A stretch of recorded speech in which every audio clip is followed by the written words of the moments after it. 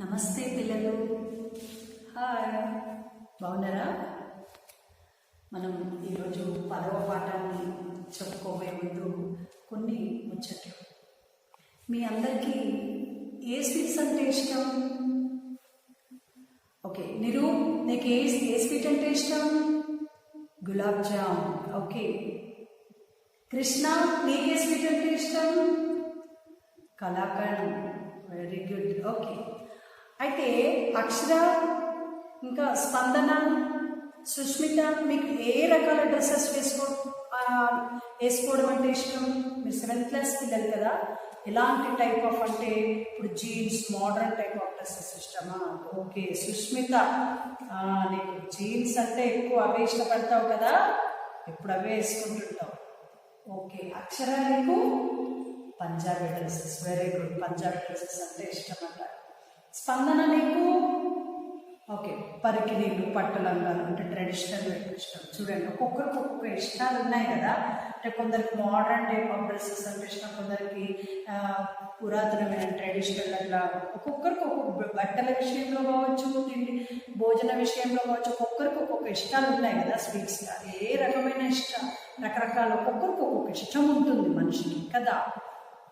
అయితే చూడండి, ఇంకా మీరు ఇంకొంచెం స్టడీస్ విషయానికి వస్తే, మీరు స్కూల్కి వెళ్ళిన తర్వాత, స్కూల్ నుంచి ఇంటికి వెళ్ళిన తర్వాత ఎవరెవరు ఇక్కడ కరెక్ట్గా హోంవర్క్ చేస్తారు?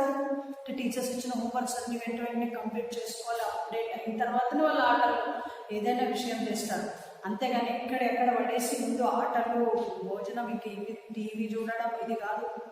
కొందరు పిల్లలు, ఇప్పుడు సుజిత్ ఉన్నాడు క్లాస్లో, సుజిత్ కానీ ఆదిత్య, ఇట్లా క్లాస్లో మన క్లాస్లో ఇట్లా పోగానే ఆ రోజున్న హోంవర్క్స్ అన్నీ కంప్లీట్ అయిన తర్వాతనే వాళ్ళు ఆటలకు వెళ్తారట. వాళ్ళ పేరెంట్స్ కూడా చెప్పారు ఇలా కలిసినప్పుడు. అసలు వినడండి, తినరా అంటే కూడా ముందు తిను, మీరు తినాలన్నా నా ఆహారం మంచి టైంకి తినాలి, పాలు తాగే టైంలో పాలు తాగాలి, అప్పుడు మంచిగా చదువుకోవాలి. ఆటలు కూడా ఆడాలి కానీ అప్డేట్ ఉండాలి. అంతేగాని ఇచ్చిన హోంవర్క్ అన్ని పెండింగ్లు అట్లా పెట్టదు. చూడండి, సుజిత్ లాగా అట్లా కరెక్ట్గా అంటే ఎప్పటి పని అప్పుడు చేయదు. అంటే కష్టమైనా సరే ఇష్టపడాలి. అప్పుడే మనకి మీకు ఒక పాఠం విద్యార్థులకి ప్రేరణాత్మకమైనటువంటి నీ జయం నిశ్చయ, కష్టాన్ని ఇష్టపడు, ఇష్టంగా కష్టపడు అనేటువంటి పాట ఉంది చూసారా. మీకు తర్వాత చూపిస్తాను ఆ పాట, నేను అసెంబ్లీ టైంలో నేను పెట్టిస్తాను. నీ జయం నిశ్చయం, నమ్మకం నీ బలం అనేటువంటి పాట. అంటే మనం ఎంత కష్టమైనా ఇష్టంగా చేయాలి. చదువు అంటే మీకు ఇప్పుడు కష్టం, కానీ ఇష్టపడాలి. చదువు అంటే అలాంటి కష్టాన్ని నువ్వు ఇష్టపడితే ఏమవుతుంది, నీకు లాభం కదా. ఓకే, ఇంకా చూడండి, ఇంకా మీకు రామాయణం, మీరు 6వ తరగతిలో రామాయణం అనేటువంటి కథ విన్నారు. అమృత సాయం 5th కూడా రామాయణం ఉంది. రామాయణం గురించి తెలుసు. అందులో రాముని భార్య పేరేంటి? ఎస్, సీత. రాముని భార్య పేరు మీకు తెలుసు, సీత. ఆ సీత ఒకసారి ఏమైంది, సీత అడవిలోకి ఎందుకు వెళ్ళాల్సి వచ్చింది మీకు అంతా తెలుసా కథ. వనవాసం ఎట్లా వెళ్ళారు, వాళ్ళ ముందు వనవాసం ఎందుకు వెళ్ళాల్సి వచ్చింది. వనవాసంలో సీతని రావణుడు ఎట్లా ఎత్తుకెళ్ళాడు, మాయాలేడి పంపించాడు, ఆ మారీచుడు మాయలేడి రూపంలో వచ్చాడు. ఆ తర్వాత సీత బంగారు చుక్క కావాలని చెప్పి రావణుడి తప్పొద్దు, అది అంత మాయ, రాక్షస మాయ అని చెప్పినా వినరు. చూడండి, ఒక్కొక్కసారి మన పెద్దవాళ్ళు కూడా మనల్ని అది వద్దు నాన్న, అదంతా చీటింగ్ అవన్నీ అన్నా కూడా వినకుండా అది కావాలని పట్టుబడతాం. మన పెద్దవాళ్ళు చెప్పిన మాట వినాలి. ఒక్కొక్కసారి మనం మోసపోతాం. లేకపోతే మన పెద్దవాళ్ళు ఎప్పుడు మన మంచి కోసమే చెప్తారు. అక్కడ రాముడు ఎంత చెప్పినా సీత వినలేదు. ఆఖరికి మరి ఎన్ని కష్టాలు పడిందో మనకు ఆ తర్వాత రామాయణంలో తెలిసింది కదా. సరే, అక్కడ ఇష్టపడింది కాబట్టి ఆమె కష్టాలు, ఎన్ని కష్టాలు వచ్చాయి సార్. అంటే ఏదాన్ని ఇష్టపడాలి, దేని అని కొంచెం చూసుకోవాలన్నట్టు మనం. కరెక్ట్ సరైన దాన్ని ఇష్టపడాలి అట్లా. అయితే ఇక్కడ ఏంటంటే, అంటే నేను చెప్పేది ఏంటంటే, ఇక్కడ అసలు అది రామాయణం కథ, అది we should obey our elders అన్నాడు. మన పెద్దవాళ్ళు చెప్పేది వినాలి. ఇంకా ఏంటంటే ఇక్కడ మీకు ముఖ్యంగా చెప్పుకొచ్చేది ఏంటంటే, రామాయణంలోని రాముడి పాత్ర గురించి మీకు తెలిస్తే చాలు. ఎంత ధర్మ మార్గంలో నడిచాడు, అలా మనం ప్రతి ఒక్కటి ధర్మ మార్గంలో నడవాలి. రాముడి భార్య పేరు ఏమని చెప్పారు ఇందాక మీరు? సీత. అయితే మీరు ఇందాక మీ అందరికీ కొన్ని ఇష్టాలు ఉన్నాయన్నారు కదా, అలా మీకున్నట్టే ఇక్కడ ఒక అమ్మాయి పేరు కూడా సీతనే. ఆ సీతకు కూడా కొన్ని ఇష్టాలు ఉన్నాయంట. ఈరోజు మనం చెప్పుకోబోయే పాఠం పేరు కూడా సీత ఇష్టాలు. ఈరోజు మనం చెప్పుకోబోయే పాఠం అంటే రామాయణంలోని సీత కాదు, మీలా చదువుకునే అమ్మాయే సీత. ఆమె పేరు అంటే దేవుళ్ళ పేర్లే మనం పెట్టుకుంటాం కదా క్లాస్లో. చాలామంది వరలక్ష్మి, ధనలక్ష్మి, రాజేశ్వరి ఇట్లా పేర్లు ఉన్నాయి కదా, దేవతల పేరు పెట్టుకుంటాం కదా మనమంతా. క్లాస్లో పిల్లలు ఉన్నారు కదా, అలా ఆమె పేరు కూడా సీతనే. మీలాగా ఇట్లా కొన్ని ఇష్టాలు ఉన్నట్టు ఆమె కూడా అంటే చదువు విషయంలో ఎలాంటి ఇష్టాలు ఉన్నాయో మనం ఈ పాఠంలో తెలుసుకుందాం. ఈరోజు మనం చెప్పుకోబోయే పాఠం ఏంటన్నా సీత ఇష్టాలు. చెప్పుకోబోయే పాఠం పేరేంటి? సీత ఇష్టాలు. షాకు దీర్ఘము, టావంతు సంయుక్త అక్షరం వచ్చింది. సీత ఇష్టాలు. ఈరోజు మనం చెప్పుకోబోయే పాఠం సీత ఇష్టాలు. ఇక చూడండి, ఈ పాఠం ఉద్దేశ్యం ఏంటి, అసలు ఏం చెప్తున్నారు ఇందులో అనే విషయాన్ని నేను చదువుతాను. పేజ్ 93లో ఉంది. టెక్స్ట్ బుక్ ఉన్న వాళ్ళు ఓపెన్ చేసి చూసుకోండి. ఆడపిల్లల పట్ల వివక్ష లేకుండా ప్రోత్సహిస్తే అన్ని రంగాలలో రాణిస్తారు. స్త్రీ విద్య కుటుంబానికే కాక ప్రపంచానికే వెలుగునిస్తుందని చెప్పడం ఈ పాఠం ఉద్దేశం. అట్లే జానపద కళారూపాల పట్ల అభిరుచి పెంచుకొని ఆదరించాలని, బుర్రకథ వంటి కళారూపాల వలన ప్రయోజనాలు ఉన్నాయని తెలియజేయడం ఈ పాఠం ఉద్దేశం. ప్రయోజనాలు ప్లస్ ఉన్నాయని, చూడండి పదాలు కలిసి ఉన్నాయి. ఇక్కడ ఏంటి, మొదటి లైన్లో ఏమిచ్చారు? ఆడపిల్లల పట్ల వివక్ష లేకుండా ప్రోత్సహిస్తే అన్ని రంగాలలో రాణిస్తారు అట. ఏంటి అసలు వివక్ష అంటే ఏంటి? వివక్ష అంటే అర్థం తేడా, డిఫరెన్స్ చూపించారు. భేదం. వివక్ష అంటే భేదము. చూడండి, ఆడపిల్లల పట్ల భేదం చూపిస్తున్నారు. మరి అట్లా భేదం చూపెట్టద్దు, వాళ్ళని మనం ఎంకరేజ్ చేస్తే వాళ్ళు అన్ని రంగాలలో ముందు ఉండిపోతారు అని చెప్తున్నారు. ఏంటి భేదం అంటే? పూర్వం ఇప్పుడు కాలంలో కొంత ఉంది, ఇంకా లేదని కాదు. పూర్వం అసలు ఆడపిల్లలు చదివించే వాళ్ళు కాదు. ఇంటి పని, వంట పని, ఇల్లు ఊడ్చి, వంట చేసి, బట్టల ఉతికే పని, ఇంటి పని వస్తే చాలా మనకి చదివేందుకు చాలు. 4వ తరగతి 5వ తరగతి చదివావు, నీకు ఉత్తరం చదవడం పని వస్తే చాలు అనేవాళ్ళు. చదివేయడానికి పంపించేవాళ్ళు కాదు, ఉద్యోగాలకు పంపించేవాళ్ళు కాదు. అట్లా ఆడవాళ్ళని చులకన భావంతో చూసేవాళ్ళు. పూర్వం అంటే ఇంకా కొంచెం మనం స్వాతంత్రానికి ముందు అట్లా వెళ్ళినట్టయితే స్త్రీలు చాలా అణచివేయబడ్డారు. చాలా దురాచారాలు ఉండేవి, చెడ్డ ఆచారాలు సమాజంలో. ఏంటో తెలుసా మీకు? ఇదివరకు కింద తరగతిలో కూడా తెలుసుకుని ఉన్నారు. అవేంటి? బాల్య వివాహాలు. చిన్నప్పుడే పెళ్లి చేస్తారు, ముసలి వాళ్ళకి ఇచ్చి పెళ్లి చేస్తారు, డబ్బులు తీసుకు కన్యాశుల్కం, కన్యను పెళ్లిగాని అమ్మాయిని ఆ ముసలివాడికి ఇచ్చి డబ్బులు తీసుకుని వాడికి ఇచ్చి పెళ్లి చేస్తారు అన్నట్టు. కన్యాశుల్కం అనే దురాచారం ఉండేది, బాల్య వివాహాలు ఉండేవి, అంటరానితనం ఉండేది. అట్లా చాలా చెడ్డ ఆచారం, ఈ కుల మత భేదాలు ఎక్కువ ఉండేవి. అలాంటి పెత్తందారుల అంటే శ్రమ దోపిడీ ఉండేది, వెట్టి చాకిరి ఉండేది, ఇట్లాంటివన్నీ ఉండేవి అన్నట్టు. అందులో ఈ స్త్రీ వివక్ష ఎక్కువ. ఈ అందరూ సమాన, ఆడ మగ అట్లా తేడా చూపెట్టొద్దు అని కొంతమంది సంఘ సంస్కర్తలు వచ్చి వద్దు ఆడపిల్లలు కూడా చదువుకోవాలని కందుకూరి వీరేశలింగం గారు కూడా ఆనాడు కాలంలో చాలా పాప అమ్మాయి అంత చిన్నప్పుడే పెళ్లి చేసి మరి ముసలివాడికి ఇచ్చి, ఆ ముసలివాడు చనిపోతే తన జీవితాంతం విధవరాలుగానే బతికేది. మరి ఎన్నో కష్టాలను ఇంటి పని చేసుకుంటూ ఆమె బొట్టు పెట్టుకోవద్దు, పూలు పెట్టుకోవద్దు, అట్లా చాలా ఉండేవాళ్ళు అన్నట్టు. చాలా కష్టపడ్డారు ఆడపిల్లలు. అయితే మరి అట్లా ఉండొద్దు, అందరు సమానమే ఉండాలని చెప్తున్నారు కదా. ఈ వివక్ష అనేది ఎక్కువ ఉండేది అన్నట్టు. మరి అట్లా ఉండొద్దు, వాళ్ళని కూడా చదివించాలి, కొడుకునే చదివిస్తున్నారు, బిడ్డని చదివించట్లేదు, అట్లా కాదు. అన్ని రంగాలలో మనం కనుక అట్లా వాళ్ళు ఎంకరేజ్ చేస్తే అన్ని రంగాలలో రాణిస్తారంటే విద్య, వైద్య, శాస్త్ర రంగాల్లో. చూడండి, ఈనాటి కాలంలో శాస్త్ర రంగాలలో ఇది సునీత విలియమ్స్, ఇక్కడ సునీత విలియమ్స్, కల్పన చావ్లా శాస్త్ర రంగంలో వాళ్ళు ముందుకెళ్ళిపోయారు. అట్లా మరి ప్రతి రంగంలో ఇంకా చూడండి, అసలు ఈ విద్య గురించి అసలు బాలికల కోసం ఎస్పెషల్గా పాకిస్తాన్లో ఒక అమ్మాయిని మలాలా యూసుఫ్జాయ్ అనే అమ్మాయి ఆడపిల్లల చదువు కోసం చాలా పోరాటం చేసి ఆమెపై కాల్పులు కూడా జరిపారు ఛాందసవాదులు. కానీ చివరికి పోరాటంలో ఆమె విజయం సాధించింది. ఆమెకు నోబెల్ బహుమతి కూడా వచ్చింది. మలాలా యూసుఫ్జాయ్ బాలికల చదువు కోసం, బాలికలు కూడా చదువుకోవాలని పోరాటం చేసినటువంటి అమ్మాయి. ఆమెపై కాల్పులు కూడా ఆమెకు నోబెల్ బహుమతి వచ్చింది. ప్రతి ఒక్కటి బోర్డుపై రాసుకోవాలన్నా మీకోసమే నేను రాశాను. ఎగ్జాంపుల్స్ చెప్తున్నాను. ఎవరెవరు బాలికల చదువు కోసం పోరాటం చేసినటువంటి వ్యక్తులు ఎవరు అనేటువంటి శాస్త్ర రంగాల్లో ఎంతమంది మనకు ఇవన్నీ ఉన్నారు. కొంతమంది చదువుతున్నారు శాస్త్రీయ రంగంలో, రాజకీయ రంగంలో, ఆటల్లో చాలా మంది కూర్చొని ఇందిరాగాంధీ, ప్రతిభా పాటిల్ వీళ్ళంతా రాజకీయ రంగంలో ముందుకు వెళ్ళిపోయారు. క్రీడా రంగంలో ఏంటి మితాలి రాజ్ మన ఇండియన్ క్రికెట్ ప్లేయర్ కెప్టెన్ కదా, సింధు, ఇట్లాంటి వాళ్ళు చాలా మంది ఆడపిల్లలు క్రీడా రంగంలో దూసుకుపోతున్నారు. అవును.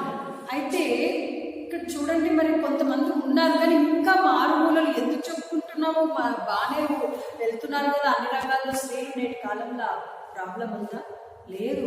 కానీ ఇంకా కొన్ని చోట్ల మారుమూలలో కొన్ని రాజస్థాన్ అట్లా కొన్ని ప్రాంతాలు ఇంకా బాల్య వివాహాలు జరుగుతూనే ఉన్నాయి. మన పేపర్లలో చూస్తున్న మేజర్ కాకముందే మరి మైనర్ అంటారు, 18 ఏళ్ళలో మైనర్లకే పెళ్లి చేస్తున్నారు. 18 ఏళ్ళు వచ్చేవారు పెళ్లి చేయలేదు, కానీ అట్లా పెళ్లి చేసేస్తున్నారు. చదువు చదివించట్లేదు, చదువుకోవాలి ఇష్టం ఉన్నా కూడా చదివించట్లేదు. అట్లా అన్నట్టు ఇంకా ఆడపిల్లల పట్ల వివక్ష భేదం చూపెట్టొద్దు. అందరూ సమానం, ఆడవాళ్ళు మగవాళ్ళు, కొడుకులు చదివించాలి, ఆడపిల్లలు చదివించొద్దు కాదు, అట్లా అందరినీ సమానంగా చూడాలి, ఆ తేడా ఉండొద్దు అని ఈ పాఠం ఉద్దేశం అన్నట్టు. ఆడపిల్లల పట్ల వివక్ష లేకుండా ప్రోత్సహిస్తే అన్ని రంగాలలో రాణిస్తారంటే దూసుకుపోతారు, ముందుకెళ్ళిపోతారు. స్త్రీ విద్య కుటుంబానికే కాక ప్రపంచానికే వెలుగునిస్తుందని చెప్పడం ఈ పాఠం ఉద్దేశం. చూడండి, ఇంటికి దీపం ఇల్లాలు అంటారు. ఇంట్లో ఒక్క స్త్రీ కనుక చదువుకుంటే ఆ ఇంట్లో ఉన్న వాళ్ళందరూ విద్యావంతులే అవుతారట. కేవలం ఆ కుటుంబం అంతా వెలుగు నింపడమే కాదు, ప్రపంచం మొత్తం వెలుగునిస్తుంది. అంటే ప్రపంచానికి అవసరమయ్యేటువంటి పనులు చేస్తారు. శాస్త్రీయ రంగాలలో మరి స్త్రీలు ముందుకు దూసుకెళ్ళిపోతున్నారు కదా. అట్లా మనం వాళ్ళు కూడా అట్లా ప్రతి రంగంలో వాళ్ళు ముందుకెళ్ళిపోతారు. చదివించారు ఆడపిల్లల్ని, ప్రపంచానికి వెలుగునిస్తారు మరి అని చెప్తున్నారు.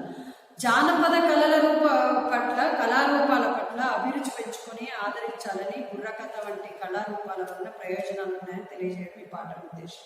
చూడండి, ఈ స్త్రీ విద్య అంటే అర్థమైనా విద్య అంటే అర్థం చదువు. మరి చూడండి, ఇందాక మనం చెప్పుకున్నాం పూర్వకాలం అట్లా వివక్షలు ఎక్కువగా ఉండేది. ఏంటి, అమ్మాయిలు చాలా చిన్న కన్యాశుల్కం. మనము తెలుగు వీక్ అప్పుడు చేసాం కదా, అమ్మాయి అది ఉంది కదా, పుత్తడి బొమ్మ పూర్ణమ్మ అనే కథను మనం బుర్రకథ రూపంలో చూసాం.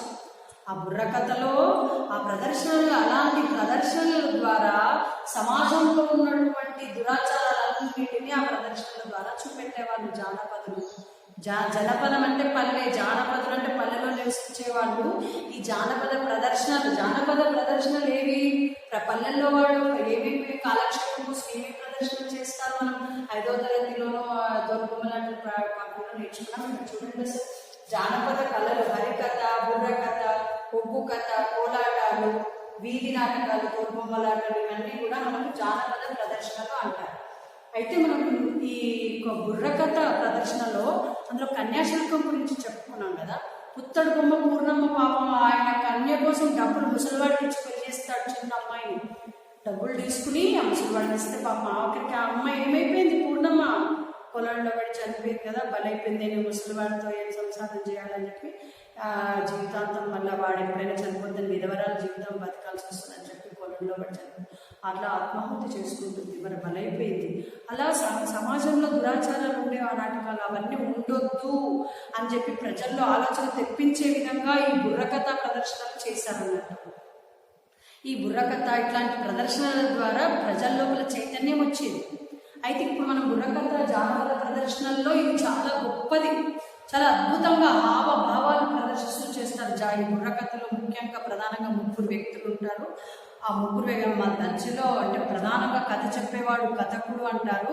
2 ఇటుపక్క అటుపక్క వంతలు ఉంటారు. ఒక పక్కన హాస్యం అంటే కథని కథ బోర్ రాకుండా మధ్యలో హాస్యం చేస్తూ నవ్విస్తూ ఉంటాడు అన్నట్టు. ఇంకొక అతనేమో ఆయన చెప్పేటువంటి అంటే కథని ముందుకు సాగేలాగా తీసుకెళ్తూ ఉంటాడు. ఆ హాస్యం చేసేవాడేంటి, ప్రజలకు వచ్చేటువంటి వాళ్ళు చదువుకోరు కదా, వాళ్ళకు వచ్చే సందేహాలని నేను అడుగుతుంటాడు. అన్న ఇదేంటి నాకు అర్థం కాలేదంటే ఇక్కడ ఉన్నటువంటి వంత అన్ని ఇలా చెప్పాడురా అని చెప్పి మళ్ళీ రెండోసారి అంటే కథ కూడా చెప్తాడు, మళ్ళీ వంత ద్వారా కూడా రెండోసారి చెప్పిస్తాడు. మొత్తం మీద కథలో ఉన్న ఉద్దేశం అంతా థీమ్ అర్థమయ్యేలాగా చెప్తారన్నట్టు.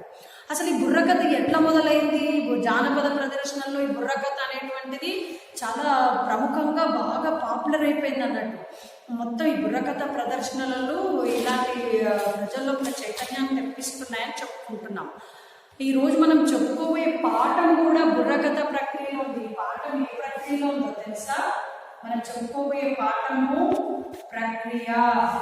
ప్రక్రియ అంటే విధానం. ఏ విధానంలో ఉంది? బుర్రకథ ప్రక్రియ.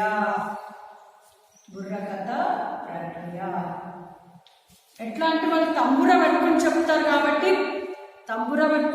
కాబట్టి బుర్రకథ అనే పేరు వచ్చింది. చూడండి, ఇక్కడ ఆ కథకుడు చెప్తుంటాడు, ఇద్దరు వంత పాడుతూ ఉంటారు, తానా తందానా అనుకుంటూ అలా చెప్పుకుంటుంటారు. అయితే అసలు ఈ బుర్రకథ ఎట్లా స్టార్ట్ అయింది, ఎవరు స్టార్ట్ చేశారు, దీనికి రూపకల్పన ఎవరు చేశారు, అసలు బుర్రకథ పితామహుడు ఎవరు, మొట్టమొదటి బుర్రకథను స్టార్ట్ చేసింది ఎవరు, దీని రూపకల్పన చేసింది ఎవరు? షేక్ నాజర్ అనేటువంటి వ్యక్తి ఈ బుర్రకథకు పితామహుడు. ఈ బుర్రకథ ఈయన ఎప్పుడు పుట్టారంటే 1920 ఫిబ్రవరి 5వ తారీఖున పుట్టారు. ఇక్కడ చూడండి ఒకసారి ఆయన గురించి రాసాను నేను, మీకు మళ్ళీ గుర్తుండాలని చెప్పి నేను బోర్డుపై రాశాను ప్రతి ఒక్కటి. బుర్రకథ పితామహుడు ఎవరినన్నా? షేక్ నాజర్. ఈయన ఒక పేద ముస్లిం కుటుంబంలో పుట్టాడు. చూడండి, ముస్లిం వ్యక్తి అయి కూడా ఇలా చక్కగా జానపద కళల్లో ఇలా ముందుకెళ్ళాడు. పేద ముస్లిం కుటుంబంలో పుట్టాడు. 1920 ఫిబ్రవరి 5న పుట్టారు. గుంటూరు జిల్లా కొన్నెకల్లు గ్రామంలో పుట్టారు. ఇంకా ముందుగా ఆయన బుర్రకథ స్టార్ట్ చేయాలి. ఇక్కడ వీధి నాటకాలలో స్త్రీ పాత్రలు పోషించారు. ఫస్ట్ ఆయన కృష్ణలీల నాటకంలో దేవకి చూడండి స్త్రీ పాత్రలు పోషించారు. దేవకి లాగా, కృష్ణ తులాభారంలో రుక్మిణి లాగా, భక్త రామదాసులో చాందిని లాగా ఇట్లా స్త్రీ పాత్రలు పోషించారు నాజర్ గారు. అంటే పూర్వం ఎందుకంటే పురుషులే ఎక్కువ స్త్రీ పాత్రల్ని ధరించేవాళ్ళు అన్నట్టు. అట్లా అంటే స్త్రీలు ముందుకి రాక ఆ విధంగా పురుషులే స్త్రీ పాత్రలు చేసేవాళ్ళు అన్నట్టు. ప్రముఖ జానపద కళాకారుడైనటువంటి కొండపనేని బలరాం గారి ఆశీర్వాదాలతో, ఆయన సలహాతో ఈ బుర్రకథ నేర్చుకుని దానికి రూపకల్పన చేశాడు అన్నట్టు. వీళ్ళు ముందు ఒక ముగ్గురు టీంగా ఏర్పడ్డారు. ఎవరు?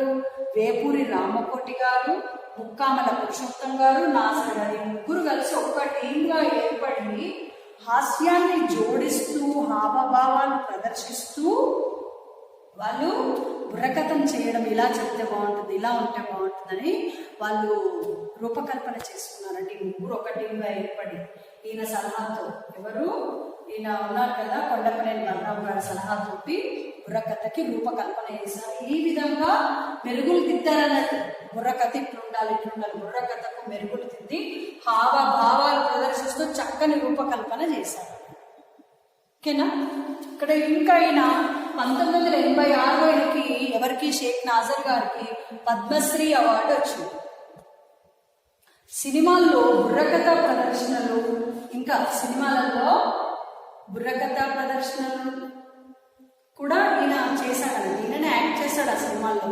అగ్గిరాముడు, భలే బాబా, పెత్తల్దారు, నిలువు దోపిడి, ఆ మనుషులంతా ఒక్కటే, ఇలాంటి పాత సినిమా ఎన్టీఆర్ నటించినటువంటి సినిమాల్లో ఈయన ఈయన కూడా బుర్రకథ ప్రదర్శన ఇచ్చాడు. ఇంకా అగ్గిరాముడు సినిమాలో అక్కడ అల్లూరి సీతారామరాజు గారి కథని ప్రదర్శన చేశాడు. ఆ ప్రజలందరూ ఇట్లా సాయంత్రం పూట పళ్ళ ఆ సినిమాని ఇట్లా చూస్తుంటారు. ఎన్టీఆర్ గారు కూడా ఇట్లా చూస్తారు. చూడండి, ఆయన చేత కూడా శభాష్ అని మెచ్చుకోవడం. చాలా మంది గొప్ప గొప్ప కళాకారుల చేత ప్రశంసలు పొందాడు నాజర్ గారు.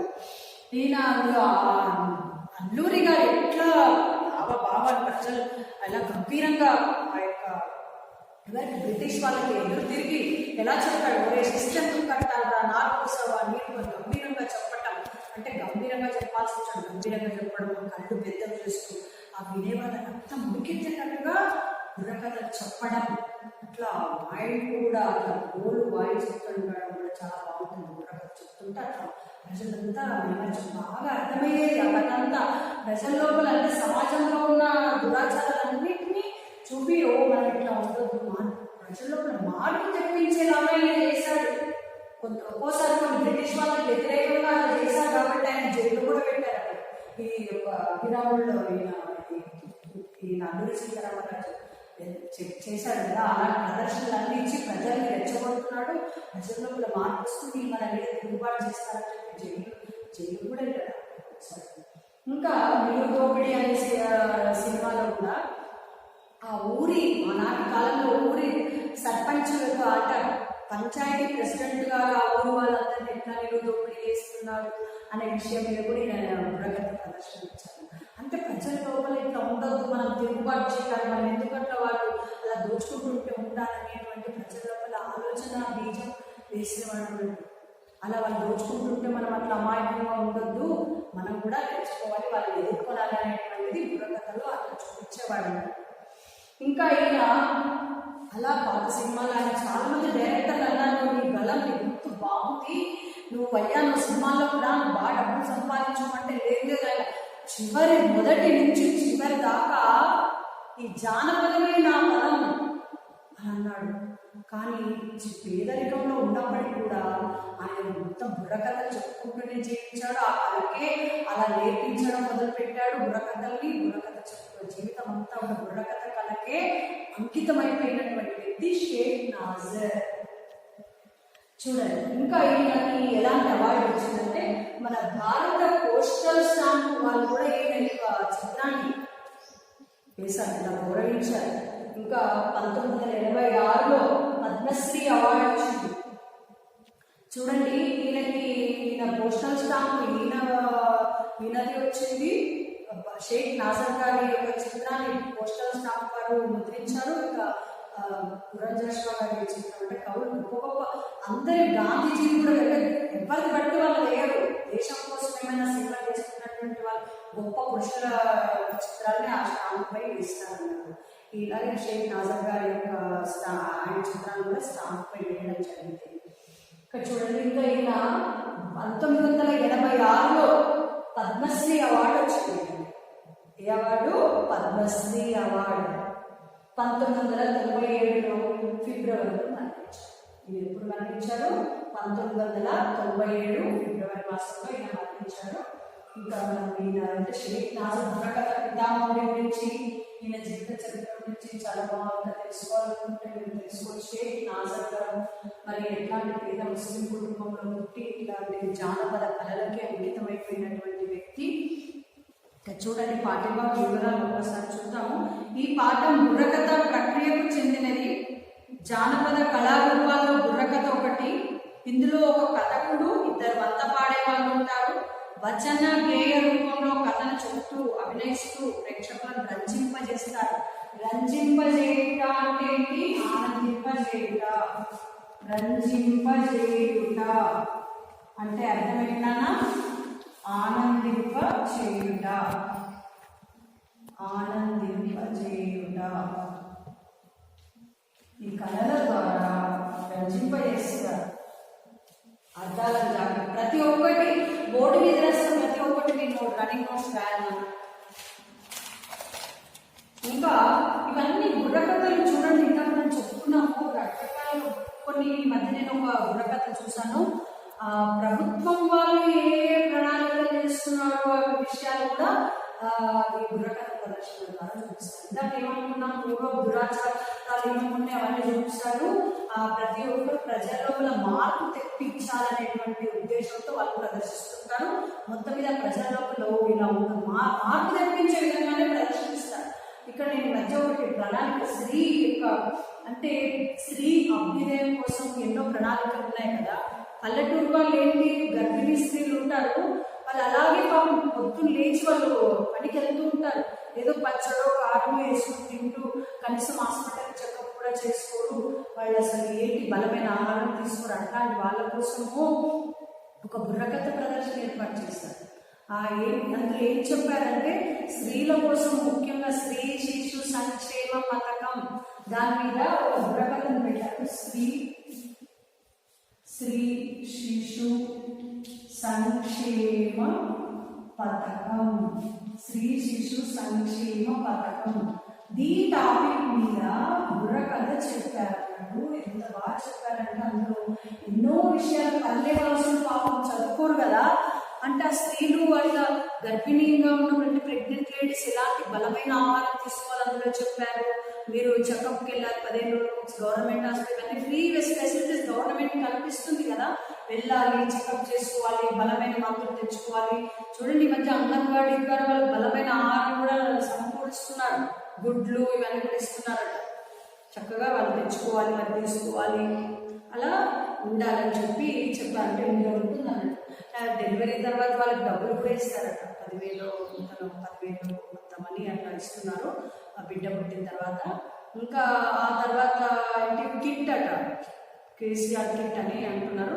అందులో 16 వస్తువులు. అంటే బిడ్డకు ఆ బిడ్డ పేదవాళ్ళు కదా, వాళ్ళకి కనీసం బిడ్డకు నూనె కొనుక్కోవడం డబ్బులు. అందులో baby oil, Johnson baby oil, baby soap, baby పడుకోబెట్టడానికి పరుపు, దుమ్మతెర, అవన్నీ కూడా సబ్బు, అవన్నీ కూడా వాళ్ళకి కావాల్సినటువంటి బ్లాంకెట్స్, కప్పుకోవడానికి బ్లాంకెట్లు, ఆ 16 వస్తువులు అన్నీ అందులో ఉంటాయంట. అంటే డెలివరీ అయినటువంటి అమ్మాయికి ఏమేమి అవసరమో అవన్నీ కూడా బేబీకి కావాల్సిన వస్తువులు అన్నీ ఇస్తున్నారు. మన గవర్నమెంట్ వాళ్ళు ఇచ్చేటువంటి వస్తువులు. అయ్యా ఇందులో ఇవన్నీ ఇస్తున్నారు, మీరు ఇవన్నీ ఈ ఫెసిలిటీస్ తీసుకోండి, అందరూ ప్రతి ఒక్కరు ఉండాలని చెప్పి స్త్రీల కోసము ఆ బుర్రకథలు చెప్పారు. చక్కగా ఓరే అమ్మలారా అక్కలారా ఇలా ఉండండి, ఇవన్నీ పథకాలను మీరు సద్వినియోగపరచుకోండి అంటే ప్రజలకు మెసేజ్ ఏదైనా తెలియజేయాలంటే ఈ బుర్రకథ ప్రదర్శనల ద్వారా ఇట్లా తెలియజేస్తుంటారు అన్నట్టు. పూర్వం మాత్రం ఇలాంటి దురాచారాలు, ఈ వివక్ష అంటే ఈ తేడాలు ఉండొద్దు అసలు. ఏంటి ఆ చదువుల విషయంలో కానీ ఏ విషయంలోనైనా ఆడ మగ తేడా చూపెట్టద్దు, ప్రతి ఒక్కరూ అందరిని సమానంగా చూడాలి. మరి ఏంటి అసలు అవన్నీ విషయాన్ని బుర్రకథ ద్వారా మనం వేసి ఎట్లా ఈ బుర్రకథ ఎట్లా మొదలవుతుంది, అందులో ఆ కథనం ఎలా సాగుతుంది, మళ్ళీ ఎలా ముగిస్తారు అనే విషయాన్ని మనము నెక్స్ట్ మాడ్యూల్లో తెలుసుకుందాము. అంతవరకు మరి బుర్రకథ యొక్క పితామహుడు ఎవరు ఏంటి అని నేను ఒక్కసారి ఓటు మీద ఏమేమి రాసాను ఒక్కసారి చెప్పి ఏం చేద్దాం. ఇక్కడ చూడండి నేను ఏమేమి రాసాను ఒక్కసారి చూడండి నాన్న. బుర్రకథ పితామహుడు ఎవరు? షేక్ నాజర్. పేద ముస్లిం కుటుంబంలో పుట్టారు. 1920 ఫిబ్రవరి 5న పుట్టారు. గుంటూరు జిల్లా పల్లెకల్లు గ్రామంలో పుట్టారు. వీధి నాటకాలలో స్త్రీ పాత్రలో నటించారు. కృష్ణలీల నాటకంలో దేవకిగా, కృష్ణ తులాభారంలో రుక్మిణిగా, భక్త రామదాసులో చాందనిగా నటించారు. పూర్వం ఏంటంటే పురుషులే స్త్రీ పాత్రలు వేసేవాళ్ళు. ప్రముఖ జానపద కళాకారుడైన కొండపల్లేని బలరాం గారి సలహాతో ఈయన బుర్రకథ నేర్చుకున్నారు. బుర్రకథకు రూపకల్పన ఇచ్చారు. ఇంకా ఒక టీంగా ఏర్పడ్డారు. ఎవరి వాళ్ళు? వేపూరి రామకోటి, ముక్కామల పురుషోత్తం, నాజర్, వీళ్ళంతా ఒక టీంగా ఏర్పడి హాస్యాన్ని జోడిస్తూ బుర్రకథ చెప్పడం ప్రారంభించారు. అలా బుర్రకథకు మెరుగులు దిద్ది భావాలు ప్రదర్శిస్తూ చక్కని రూపకల్పన చేశారు.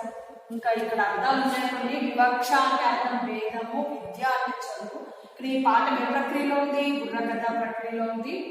రంజింపజేయట అంటే అర్థం ఏంటి? ఆనందింపజేయట. ఇక్కడ ఈయన నాజర్ గారు ఈ అవార్డు ఏమొచ్చింది? 1986 పద్మశ్రీ అవార్డు వచ్చింది. ఇంకా ఈయన ఏ సినిమాల్లో నటించారు?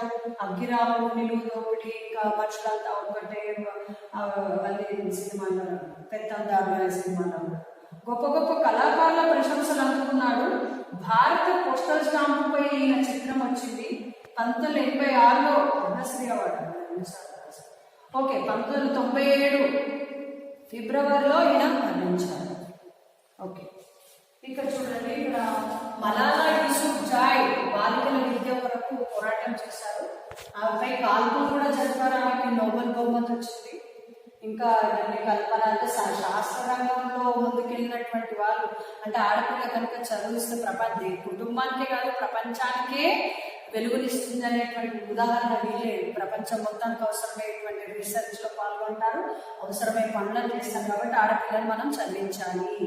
శాస్త్ర రంగంలో సునీత విలియమ్స్ వీళ్ళంతా పేర్లను గుర్తుపెట్టుకోండి. రాజకీయ రంగంలో మరి ప్రధానమంత్రిగాను రాష్ట్రపతిగాను ఉన్నటువంటి వ్యక్తి సేవలు రాజకీయ సేవలు అందించినటువంటి వ్యక్తులు.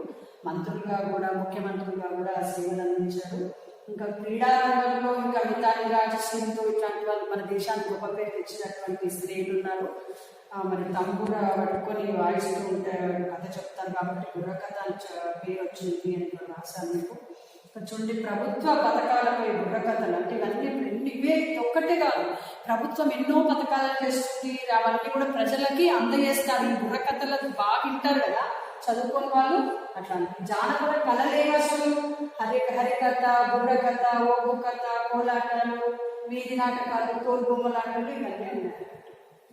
అట్లా ఒక్కసారి మీరు అంటే ఏంటి అసలు సీత ఇష్టాలు ఏంటి అసలు ఈ బుర్రకథ రూపంలో ఉంది. మరి ఆ కథలో ఉన్నటువంటి సీతకి ఏమి ఇష్టాలు ఉన్నాయో మనం రేపటి మాటల్లో తెలుసుకుందాం. Thank you.